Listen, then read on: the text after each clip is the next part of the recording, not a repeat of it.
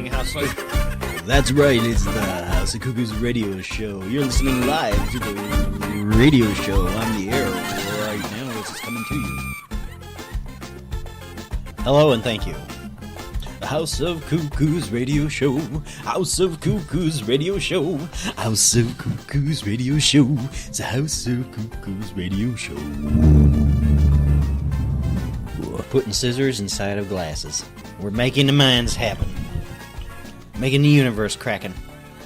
Make it a happen a wappin'. It was a meditation. To those listening, don't worry. There will be no Avengers spoilers in this episode, and please do not tell us or post anything on our site. If you can, avoid, please. If you're such not the troll to do things. For one thing, despite... I will break your fucking jaw. I will come to your house, I will shit on your bed, and then I will punch you in your jaw with my Thanos glove. And I know it'll break it because it's a Thanos glove. All while wearing Vision's cape, because yes. I don't know any other... Well, I guess Thor, technically, but nobody else wears a cape, or has worn a cape. Doctor Strange. True, okay, he does. He's the cape man. Mm-hmm. There's a lot more capes in DC. There are a lot more capes in DC. I mean, hell, you know, your top two there are Superman and Batman. Right. Except Wonder Woman. Flash doesn't wear a cape. No, but he covers his whole body, unlike Wonder Woman. Green Arrow doesn't wear a cape. He covers his whole body. Martian Manhunter wears a cape. And he has exposed thighs, right? No. Oh. It depends on the outfit. It depends on the outfit. Robin has a cape. He wears a bathing suit. Red Robin has a cape. No bathing suit. Batgirl has a cape. Batwoman has a cape. Shazam has a cape. Spoiler has a cloak. Whoa! You gotta be careful using that word this weekend. You just scare everybody. They get shivers down their back. Spoiler! Either they're afraid they're gonna hear something, or they're hyped that you're about to ruin something. Raven wears a cloak, a hooded cloak. We're still talking DC, right? DC, yeah. DC. Doctor Doom in Marvel, he has a cloak, cowl, yeah, kind of thing going on, capish. I can't really think of Sentry. No, Sentry doesn't wear a cape. Who wears a cape in there? Who quick can you answer, everybody? And go. Hyperion. He wears a cape. The Transformer? No, Hyperion. He's like a Marvel Superman. Yeah.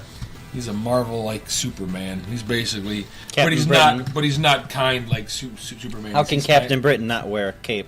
It just seems like it would be proper. Well, Captain America. Captain America. Right. If you put a cape on him or Chris Evans, you know, it would just be so it would look funny. Weird. Yeah. Well, we're not used to seeing Captain America in a cape. But Captain Britain, well, yeah, like a Union Jack cape.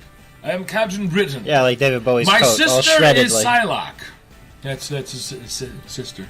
And has that been in the movies at all, Psylocke? No, Psylocke has. Yeah. Olivia Munn, who... Yeah. You're not your favorite. No, she's boring. So there technically was that hole there for him to come in, but... Yes. Who knows what's going to happen with that now. Well, now Which I forgot part that, of the MCU. That Kevin Feige of Marvel was involved in those big X-Men movies originally, though, that he was... Yeah. He was a consultant, if you will. And he was producer for the one everyone doesn't like, the Thor Dark World. But still, it carried story, but I don't think it Thor Dark World. It doesn't, like, I can't tell you every memorable moment. There's some dips in the series. I understand why a lot of people dislike, well, I know why, like, a lot of comic people, because they could have used Malekith in a better much way. bigger, better way. Even the actors said that. He is. The neighbors are doing their lawn work if anybody hears noises. Herbie's out there cutting his grass. Yeah, the neighbors, they're out. We're going to do ours tomorrow when it's raining. So, maybe it is the landscapers. No, it's nice because he does our windows here. Well, that's beautiful. It's a courtesy, yes. Courtesy. So we just have to deal with the noise. So anyways, yes, we're speaking without spoilers about sort of the comic book world universe movie thing going on. Because as of this recording, this is opening weekend for the Avengers Endgame, they're breaking box office records, of course. Break the box office! It's still a juggernaut. It's still a big thing, but, you know... It's like the X-Men juggernaut. It's still a juggernaut, huge. And there's a split. I mean, I'm sure you are. There's aware that there's pretty much a split of criticism of it. You know that it's either all fan service. I haven't been. That it's just all fan service, or you know, it's not like a film of itself. It's like Well, it's a culmination. I know, it's a different thing that universe. they've never done such a thing before in movie history. I mean, this is, even if it did hit the mark for every critic or everybody, across the board, it would still... It's like a movie series, like a TV series. Right, just gigantic. Where you got and that's been a criticism too. 22 what? This is just a giant films? It's a giant Netflix series. Yeah, that's all you got to think of it. But that's what a comic series. Season 1, yeah, it's a giant comic art. So people who don't know comic books, they're watching this, and this is what the producers have to work with. If they understood comic books, like yes, you got the Iron Man comic book, you got Spider-Man comic book. But before you go on, sometimes that statement's what puts off people that aren't comic. Yeah. If you were one, and they're like, well, I'm not. I'm watching it as a movie. But I want you to answer my questions. Well, then here's how I answer my questions. That's how. But as I was saying, so you have all these separate comic titles. Now, within a comic title, you may have one sweeping arc that's over a few issues. Right.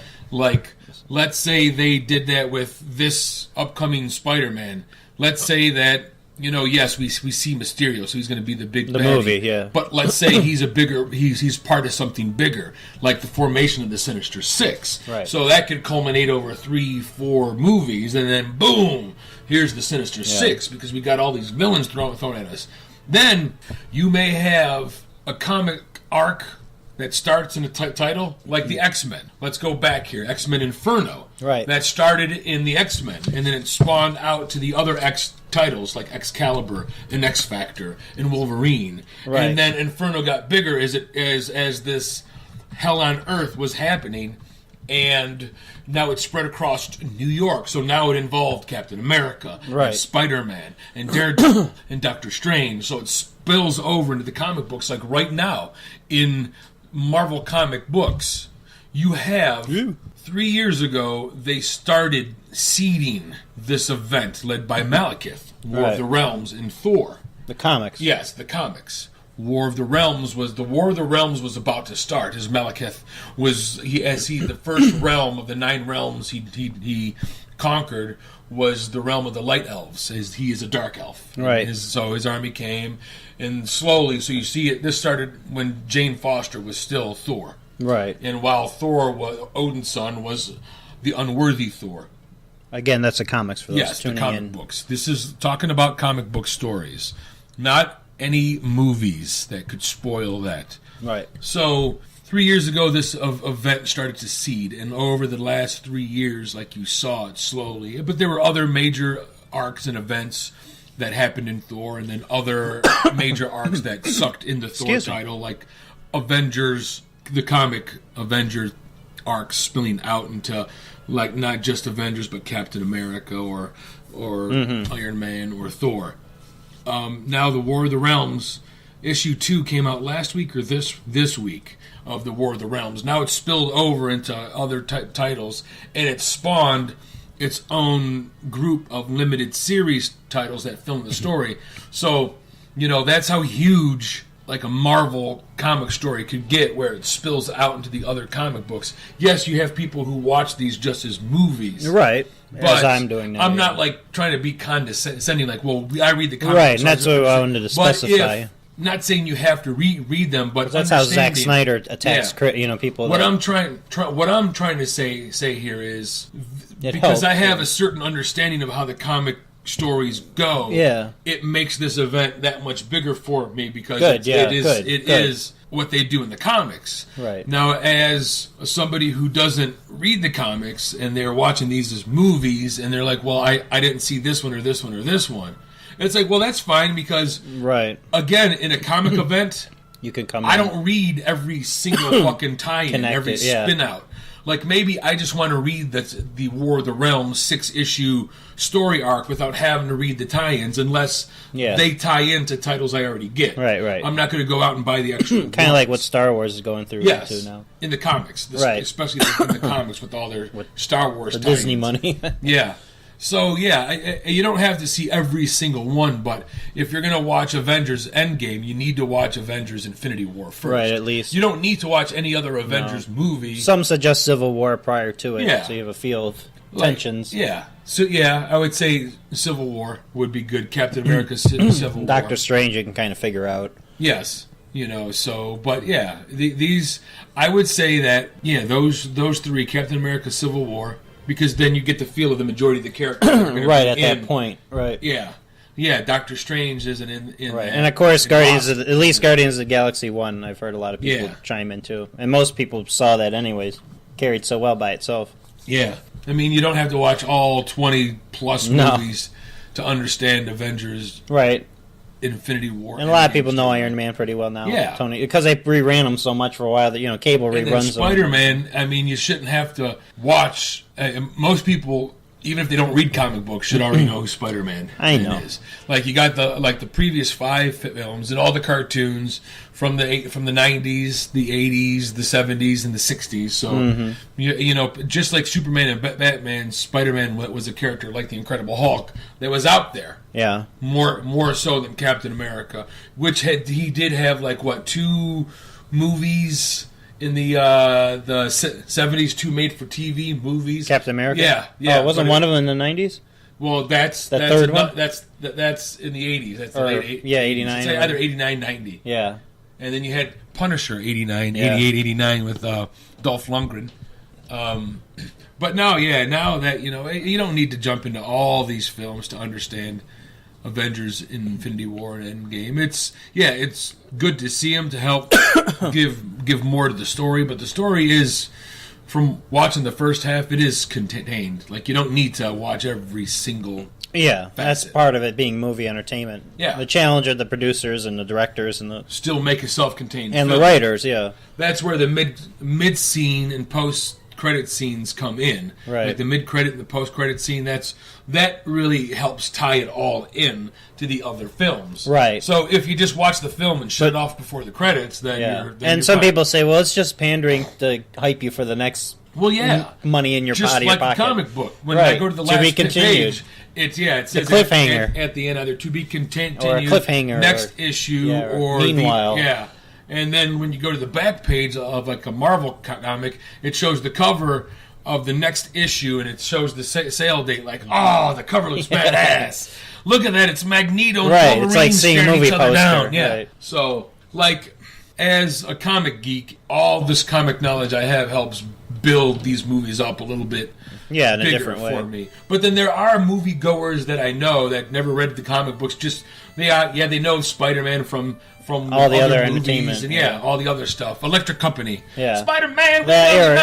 Cartoons they don't remember why they remember it. Like I don't remember watching it, but I guess I did. Yeah, and then the Incredible Hulk. Yes, you're going to remember the Bill Bixby one, and again, if they were a kid in the '80s, the Incredible Hulk cartoon Saturday mornings. Spider-Man, amazing. Spider-Man is Amazing Friends with. That was first. That was on before Hulk, and then Hulk was. And then of course Cable had different times of reruns. And Cable from like the X-Men. I'm Cable. Yes. Deadpool. You're coming with me. Yeah, they've been rerunning that on HBO as of this discussion too. Yeah, well, so Disney did say that they're not going to make any changes to that. They're keeping it rated R. Right, but how are they going to carry it over? Because it sounds like X-Men. Now this is just speculation. Ain't nobody know nothing. Deadpool, they could carry it over. Because he breaks the fourth wall. He would know that, hey, wait a minute. You weren't here before. Right. Wait a minute. How can you be Cable and how can you be Thanos? How's that? How could you exist as the same person in 2 different bodies in the same... Wow. Or even the joke he made, and he's like telling when Josh Brolin shows up as him in the movie, and he goes, "You're so dark. You sure you're not from the DC universe?" Yeah, yes. From the movieverse or whatever. Yeah.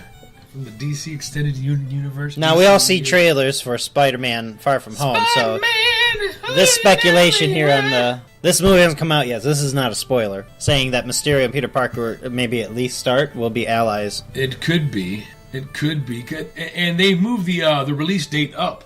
Oh, did they? Yeah. It's going to be earlier than original. Cha-ching! Money, money, money. Money, money, money. Money, money, money. Money, money, money.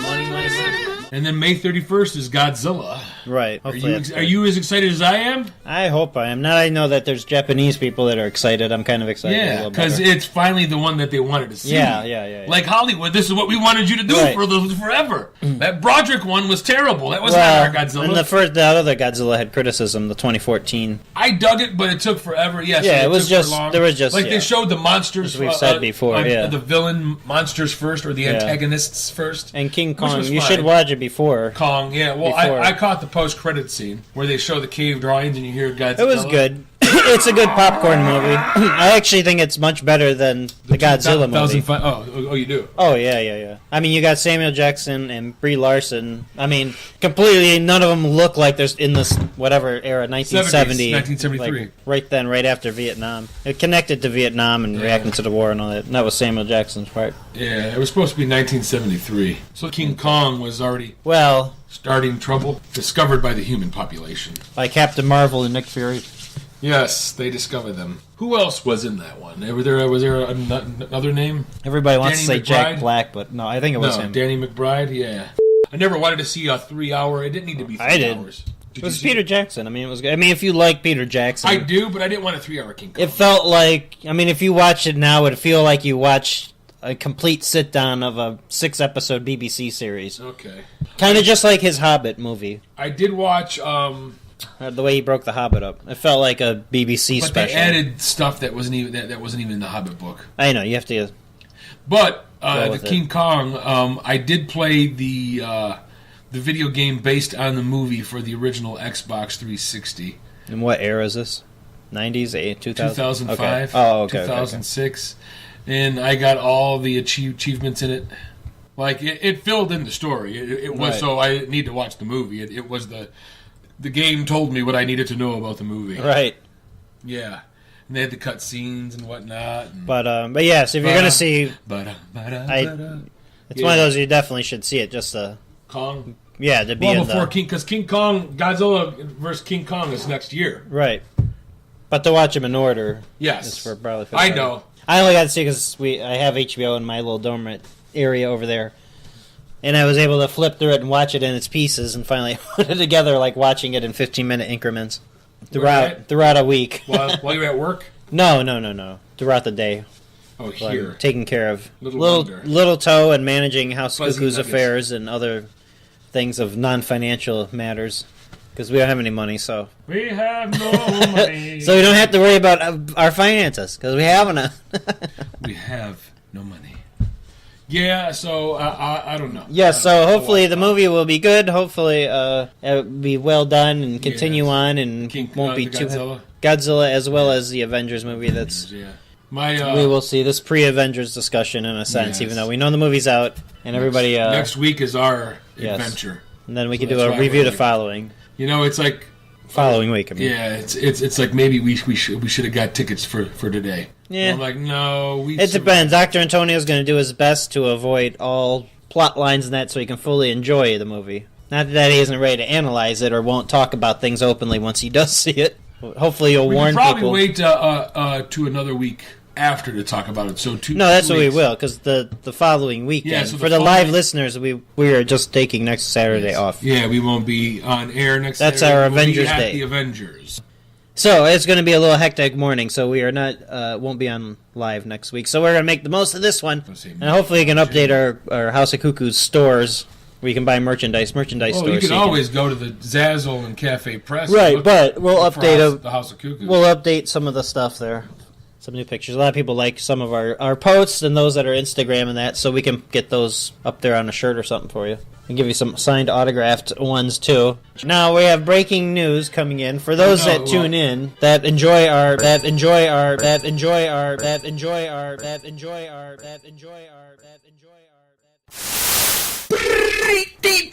damn it! The House of Cuckoos.